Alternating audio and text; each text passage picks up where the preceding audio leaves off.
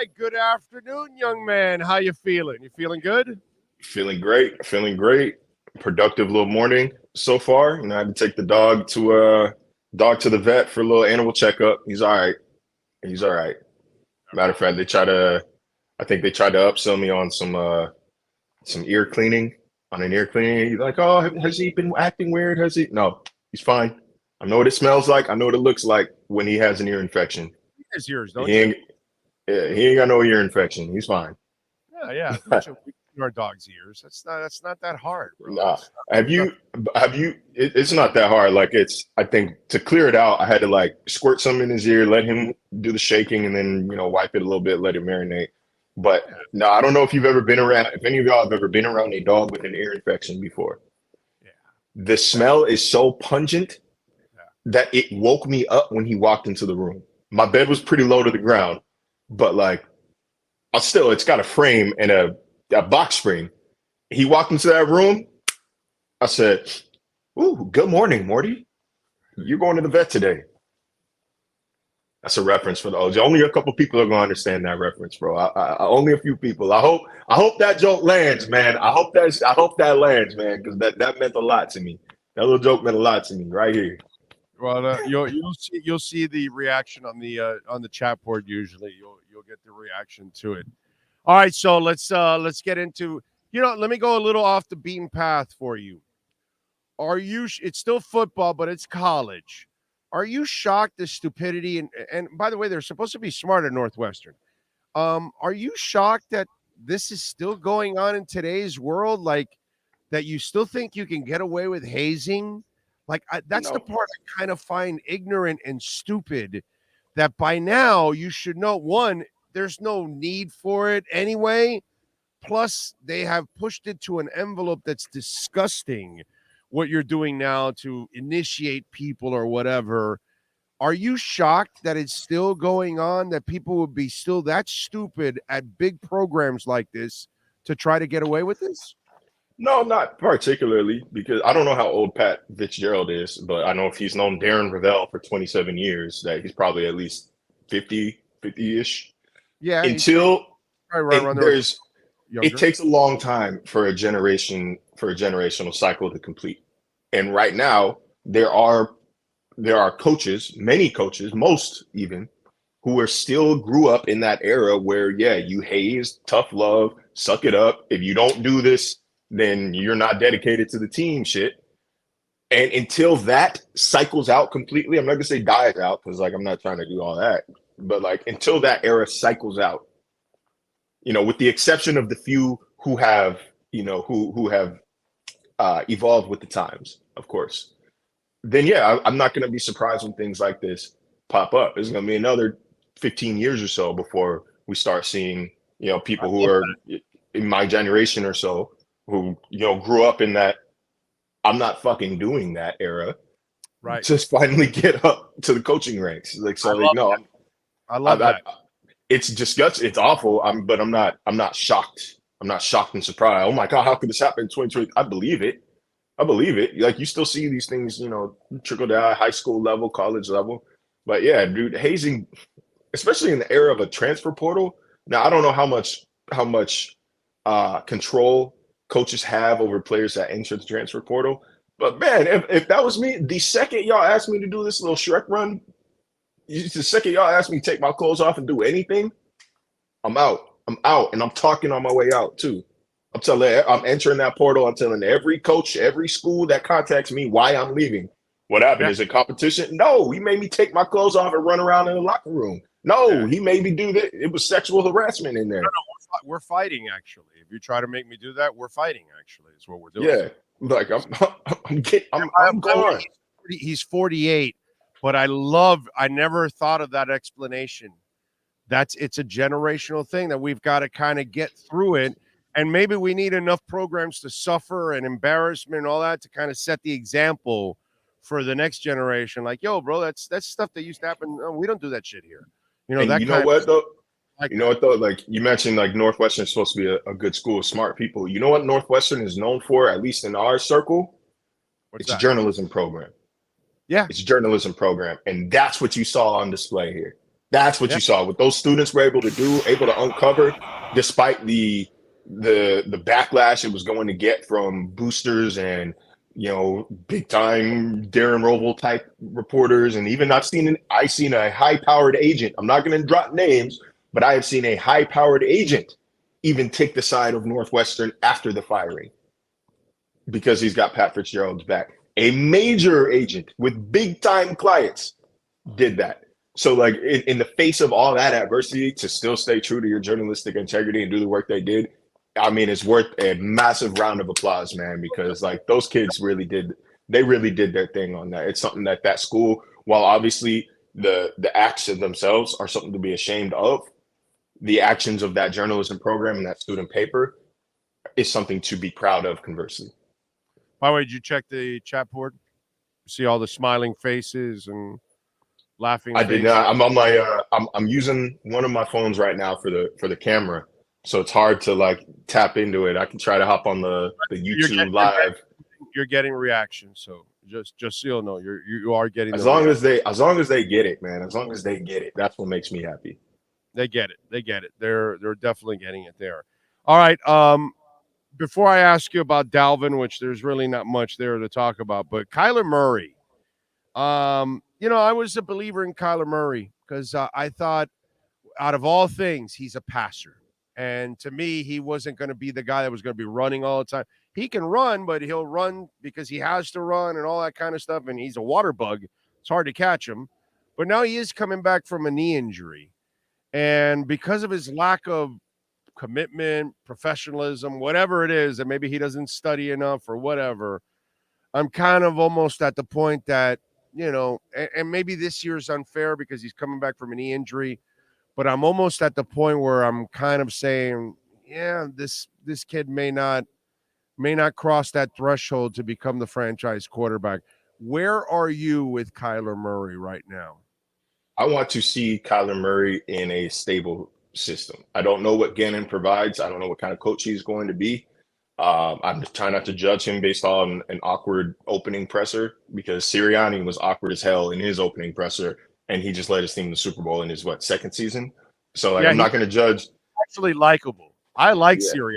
Actually, I think he's. So, Gannon is coming from that. He's coming from that system. I want to see him in a stable environment first. Like obviously, there's a little bit of petulance. There, like we've seen it before throughout his career. Even at starting all the way back in Oklahoma or at Texas A&M, we kind of saw that. That like I'm him. Don't make me. I don't. It doesn't respond super well to adversity, but obviously ultra uber talented. I think he has about as live of an arm as anybody in the NFL right now. Nobody's questioning his ability as a passer. It's can he stay healthy? Is his style of play conducive to a long career? And can he be a leader? Can he kind of grow up and focus and work there? I like Kyler. I think I saw one of these quarterback tier charts that went from like 1 to 7, and they listed Kyler in tier 6. I think that is blasphemy. He is not a bad quarterback whatsoever. When you look at him play and you watch him play, there's nothing about his game that makes you say this guy can't play.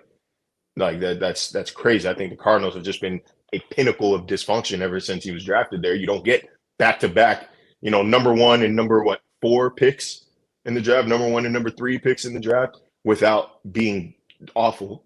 So like I want to give him the benefit of the doubt here, but coming from a knee injury, it is kind of interesting how his mobility is going to be affected because, like you said, he's not necessarily a runner, but he's so shifty and quick that he really isn't going to take many hits. It's almost like that Russell Wilson school of scrambling, where you just you got these quick movements, not a lot of design runs, but you could take off and go when you need to. He can slide. Obviously, he's a first-round pick in the MLB draft as well. He knows how to slide. He knows how to protect his body. And he's not – I think he's short, but he's not small, if that makes it. Like Tyreek. Tyreek is short, but he's not small per se. Bryce Young is short and small. Kyler is a little more built, a little more well-built than that. But I think he's a little slept on here. Obviously, if the Cardinals are horrible again and get the number 1 pick again, the irony of what's going to happen to him is the same way he got into the league, in which a number 1 overall pick is going to replace him. You don't pass on Caleb Williams if you have the number 1 pick, even if you have Kyler. But I don't think it's going to come to that. I think he's a better player than he gets a lot of credit for. Let's see if he could cross that threshold, bro, because, man, we've been waiting for a while, and now this knee injury obviously is going to set him back quite a bit. All right, Dalvin Cook. Does his agent suck at poker? Does Dalvin Cook suck at poker? Because I think they went about this all wrong. The fact that they met with the Dolphins the second they got released, I think they misread the entire market. I think he and his agent didn't really understand the lack of importance for running backs nowadays in today's NFL. And it's shown all over the place. And I think they're in shell shock, actually, right now, that nobody's given them a sexy offer. And even if the Dolphin offer isn't sexy, it's not that much less than everybody else's. But it's the problem is that all these offers are way lower than what they expected. So what are we expecting from the bad poker players? I understand where they're coming from, though, because, as we've talked about previously during this segment, Dalvin represents kind of a rarity in the league when it comes to big name running backs who enter free agency while they're still in their prime. It's not something that you usually see. You usually see a guy like Zeke Elliott or maybe Le'Veon Bell, who are either like on the obvious back end of their careers or baggage randomly took a year off and was never the same, something like that. But like the last time, I couldn't tell you off the top of my head, the last time a top tier running back hit free agency in his prime. It just doesn't happen. Those guys get re-signed until they can't run anymore. Like it's kind of ironic, right? Because we say, running backs aren't valuable, they're not valuable, but the cream of the crop never really seems to hit the market. It's not like wide receivers or linemen and cornerback. Like it's not like that. Like they usually stay with the team. So I understand where they're coming from, where they thought, okay, there's probably going to be interest here. But again, you have to look at the market itself and say, okay, I'm sure the Texans, the Cardinals, the teams with crazy amounts of space, like if he has expressed interest in just getting paid and going to play, I'm sure he wouldn't have any problem getting a decent contract from a team like that. But if he wants to win, good teams don't usually have a lot of cap space to pay $10-12 million to a running back. It's just that's not the case here. So there's the conundrum here. One side's got to fall. It's this like rock in a hard place type situation. We're hearing obviously a lot of noise about the Jets' interest in him. I feel like the Jets' interest makes less sense than the Dolphins. If I'm going to be honest here, it makes less sense than the Dolphins because they have a legitimate RB1 on that team already in Breece Hall. I know he's coming off that torn ACL, but even behind him is Michael Carter, who was very good as a rookie a couple years ago. So like they not only do they have a tandem, like Miami has a tandem, those guys have 3 years or less in the league right now. Like it's going to stunt their growth adding a guy like Dalvin Cook. So that noise doesn't really make a whole lot of sense to me. I'll believe that when I see it. But I again, we've been saying it since the jump. It's not going to be a big money offer to Dalvin Cook to come play for Miami. You've been talking all this. He's honestly, I think they've maybe let it know too much that they want to come home, that they're interested in a homecoming.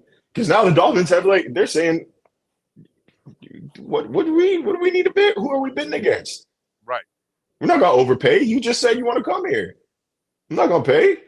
Right. Take a hometown discount. Like we have always said, $4 to $6 million, $6 million on the high end. That Chase Edmonds type money.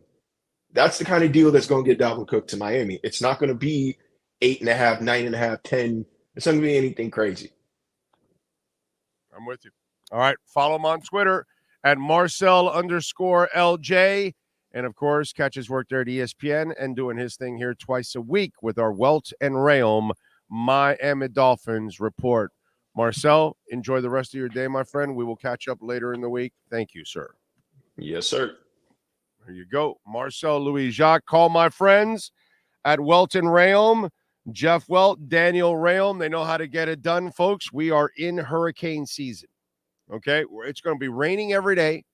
And you never know when you end up having a leak, a roof issue, a water issue. We see floods are happening all over the place. Those of you that live in some flooded zones like in Fort Lauderdale, I know my friends in Sweetwater. I know my friends out in Brickell. You know, there are certain parts of our Tri-County area that have a tendency to suffer from, obviously, floods on any kind of shower that happens. So if you happen to live in one of those areas, you suffer some kind of condo damage, home damage, business owner claims, please call Welt Rheaume. If you're dealing with bankruptcy, personal injury, commercial litigation, homeowner property damage, criminal defense, please call my guys, Dan and Jeff. They know how to get it done. They're in Hollywood. They've been servicing South Florida for well over 20 years, folks.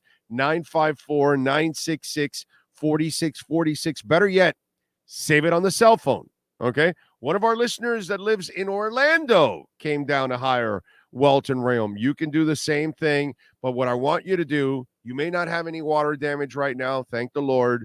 You may not have any damage right now. You may not be in any kind of issue right now. But if you are dealing with it, then call this number, 954-966-4646.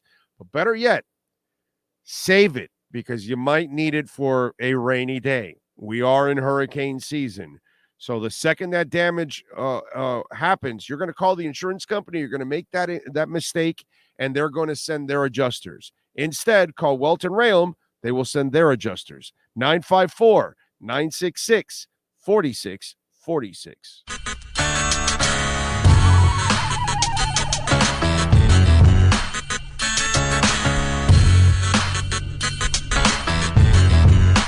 This is the Big O Show.